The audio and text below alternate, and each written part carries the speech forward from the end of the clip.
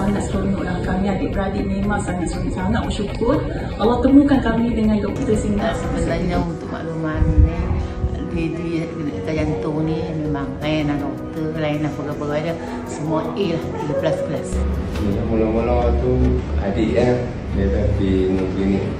Cuma tengok dia dah main tengok balik pergi. Lepas tu dia suruh lah, alhamdulillah. Jauh beza lah. Memang jauh beza. Memang klinik ni memang mudah.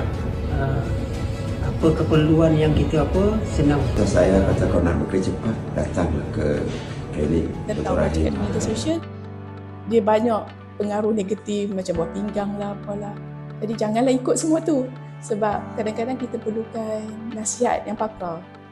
Baru kita tahu ubat tu perlu. Nasihatnya siapa-siapa pula sama ada dia ada masalah jantung ke tak ada ke, elok pergi cek lah. Jumpa dengan pakar. Awak tak juari yang mengenal Mak Ikam kan.